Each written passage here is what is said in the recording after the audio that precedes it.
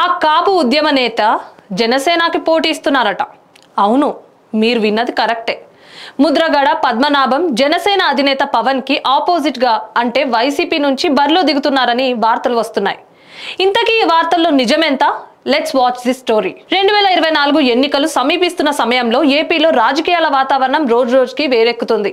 అధికార వైసీపీ అందరికంటే ముందుగా అభ్యర్థుల జాబితాను ప్రకటించి వరుస బహిరంగ సభలతో దూసుకుపోతుండగా సీట్ల పంపకం విషయంలో చాలా కాలం పాటు తర్జనా భర్జనలు పడ్డ తర్వాత టీడీపీ జనసేన కూటమి ఇటీవలే ఉమ్మడి అభ్యర్థుల జాబితా ప్రకటించింది. ఇదిలా ఉండగా కూటమి ప్రకటించిన 118 సీట్లలో జనసేన 24 సీట్లకే పరిమితం కాగా 5 స్థానాలకు మినహా మిగతా స్థానాలకు అభ్యర్థులను ప్రకటించలేదు.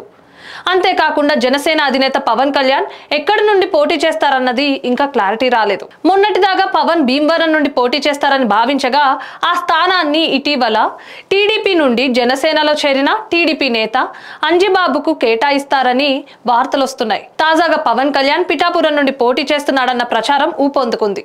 పిఠాపురంలో కాపు సామాజిక వర్గ ఓట్లు ఎక్కువగా ఉన్న కారణంగా ఆ స్థానాన్ని సెలెక్ట్ చేసుకున్నట్లు ప్రచారం జరుగుతోంది. ఇదిలా ఉండగా పవన్ కి షాక్ ఇచ్చే మరో వార్త హల్చల్ చేస్తోంది. అదేంటంటే పిఠాపురంలో పవన్ కి పోటీగా కాపు నేత ముద్రగడ పద్మనాభాన్ని దించాలని జగన్ డిసైడ్ అయ్యాడని టాక్ వినిపిస్తోంది. ఈ మేరకు పిఠాపురం సమన్వయకర్త వంగా గీతను సీఎంఓకు పిలిపించుకుని చర్చలు జరిపారని 2 రోజుల్లో ముద్రగడ పార్టీలో చేరే అవకాశం ఉందని అంటున్నారు.